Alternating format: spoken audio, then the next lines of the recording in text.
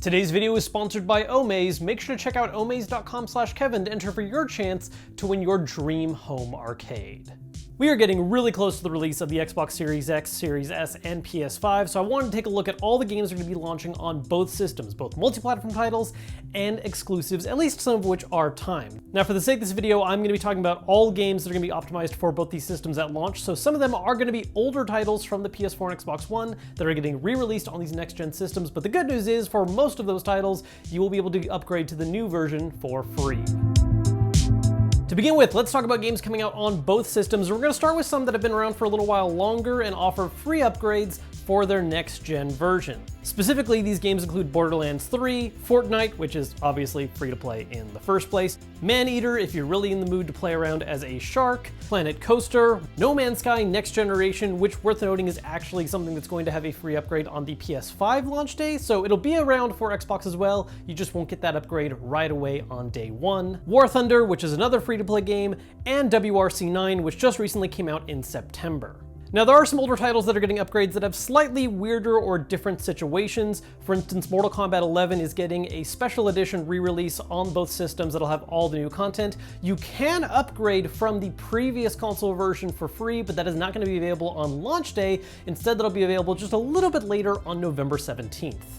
Another example is Devil May Cry 5 Special Edition, which will also be featuring some new content and visual upgrades. Some of the new content, like the ability to play as Virgil, will be made available as DLC for PS4 and Xbox One owners. However, you will not be able to upgrade your version to next gen. If you want to play it on Xbox Series X or S or on the PS5 with those next gen enhancements, you will need to buy this new Special Edition version of the game.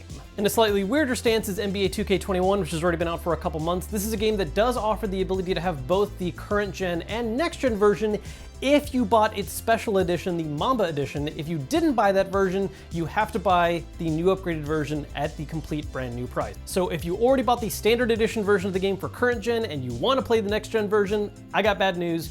You're gonna have to buy it all over again at full price. And then lastly, as far as older titles go, Overcooked is getting a new collection special edition with upgrades for PS5 and Xbox Series X. This game is not technically the same version as the original games that were released. It is a new bundle with some added content, so this is considered a standalone game, no free upgrade there, but if you enjoyed Overcooked and you want to have a full collection for next-gen systems, this is a good way to go. Now, as for some newer games that are either just recently released or are coming out on launch day for these next-gen systems, there's a couple to go through, a lot of which do offer free upgrades as well. For instance, Watch Dogs Legion, which just came out, does offer a free upgrade for both systems, as does the upcoming Assassin's Creed Valhalla, which will be releasing on the Xbox Series X release date of November 10th. Similarly, Dirt 5, which is a launch title for Xbox Series X, will be coming out on both systems and will offer free upgrades if you bought a current gen version and you're waiting to buy a next gen. One kind of weird problem in this particular example that we're noting is that, like some PS4 to PS5 upgradable games, you will not be able to bring over your save file from PS4 to PS5. Xbox does not have that issue. PlayStation, on the other hand, if you want to buy a current gen upgrade later,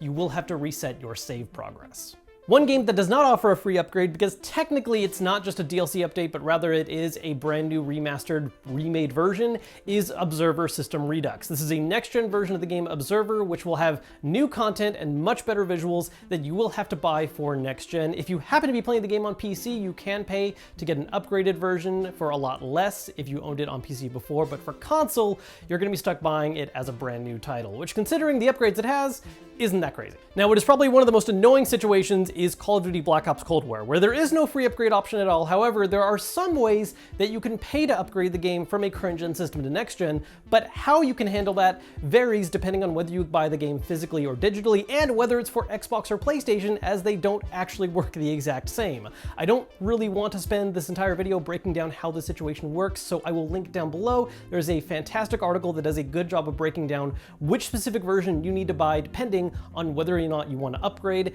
and for which system. Before moving on, while we're talking about some great games, I want to take a moment to thank Omaze for sponsoring today's video. Right now, Omaze is giving you the chance to win your dream home arcade setup and at the same time, help support the Comic-Con Museum.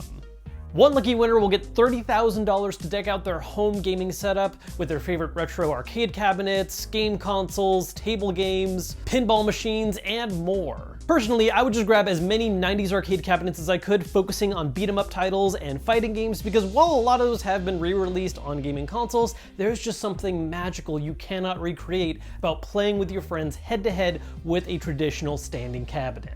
Donations will go to helping out the Comic-Con Museum, a charity dedicated to raising awareness on comics, and will help them establish a new education center where students of all ages can learn about the arts and how they tie into things like animation, filmmaking, costume design, storytelling, and more. For a chance to win your home dream arcade setup and help out the Comic-Con Museum, make sure to go to omaze.com/Kevin. It's also linked down below in the description. All right, back to the games. Now, let's start talking about games coming out exclusively for Xbox or PlayStation, and we're gonna go ahead and start off with Xbox. Now, Xbox's list is a little interesting because a lot of these games are further upgraded titles that have already been out on the Xbox One for some time. There are also a number of multi-platform titles that are gonna have exclusive next-gen enhanced versions for Xbox and will eventually get those upgrades for PS5 sometime down the line. What's worth noting is that pretty much all of these games benefit from smart delivery, meaning that if you own the previous gen version, you can play the next gen version totally free. As far as Xbox One exclusive games go that get this kind of treatment, there's Gears of War 5, Forza Horizon 4, Grounded, Ori Will of the Wisps, and Sea of Thieves. As far as games go that were multi-platform, as in they are available on the PS4, but not getting a PS5 enhanced version, we're knowing that you can play those games with PlayStation 5 backwards compatibility with potentially some limitations. These titles include Cuisine Royale, Evergate, King Oddball, Manifold Garden, and Dead by Daylight, which, worth noting, they have clarified the PlayStation version will be coming out sometime this holiday, so it looks like it's going to be available on launch date for Xbox Series X, but PlayStation will be getting it very shortly. Another kind of special case in this situation is Tetris Effect, which initially was not on any Xbox system previously. This was initially a PS4 exclusive title that you could also play in PSVR. The Xbox version is getting an updated one called Tetris Effect Connected, which adds co-op capabilities and some new modes and content. This version will eventually make its way back to the PS5 as well, but for the time being at launch, is going to be an Xbox Series X exclusive as far as next gen goes. There's also some older titles that are not entirely exclusive to Xbox, but are not present on the PlayStation at all and are getting updated versions on the Xbox Series X, specifically The Tourist and Yes, Your Grace. Aside from these, there are also some brand new titles coming out on launch day for Xbox Series X that will have Xbox One versions available as well, and through smart delivery, by buying in on one system, you'll gain access to all of them. Gears Tactics, which was previously released on PC, is coming out for both Series X and Xbox One on release day.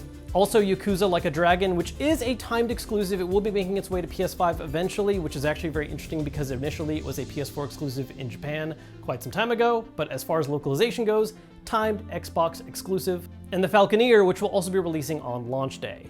One kind of weird situation with listing is Bright Memory 1.0, which is not the same thing as Bright Memory Infinite. That was a game that we got some kind of hints of that'll be coming out for Xbox Series X and is basically the complete game version, whereas Bright Memory 1.0 is a kind of a shorter tech demo version of the game, which Infinite will expand on. That was previously released on PC and will be playable on the Xbox Series S and Series X on launch day.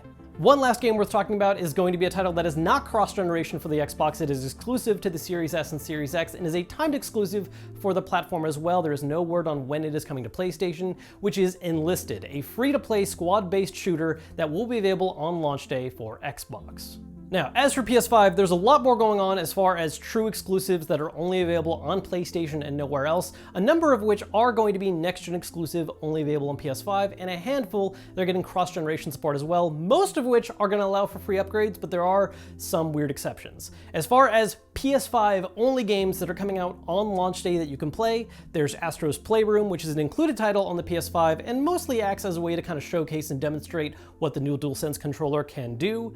The Demon's Souls remake is a PS5 exclusive, as well as Godfall. Now, as for those titles that are getting a simultaneous release on PS4 and PS5 but are offering free upgrades to the PS5 version, there's Sackboy: A Big Adventure, The Pathless, and Bugsnax, which offers a slightly special situation in that through PlayStation Plus you can get the PS5 version of Bugsnax for free. That does not give you both versions of the game, but if you buy Bugsnax for PS4 or PS5, you'll get the ability to play on either system.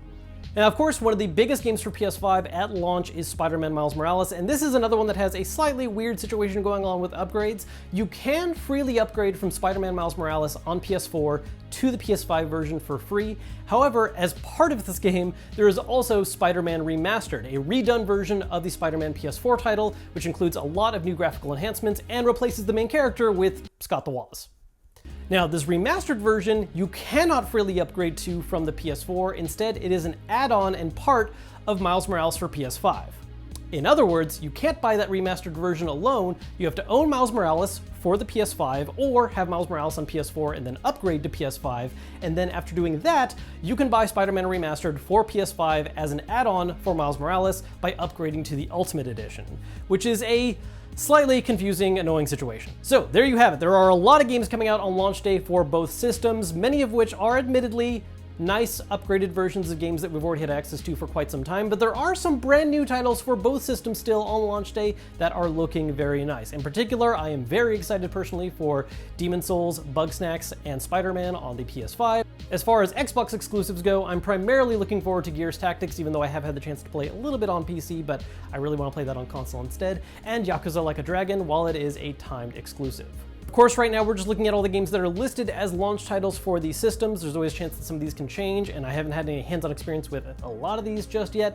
So once the systems come out, I am looking forward to trying out and playing a bunch of them and seeing how they compare on both systems. Make sure to subscribe so you don't miss out on that content once they're both released. So those are the games that I'm looking forward to. Let me know down below in the comments what launch titles you're planning on picking up or which ones you want to grab once the systems release. Obviously, those are just the games coming out on launch day for each system. There's a lot more titles planned for shortly after, including, of course, Cyberpunk after its latest pushback to December 10th, and a whole lot more titles for the end of 2020 and early 2021. There's going to be a lot of stuff to look forward to. And don't forget to check out the link omaze.com/Kevin for your chance to win your dream home arcade setup and help support the Comic-Con Museum.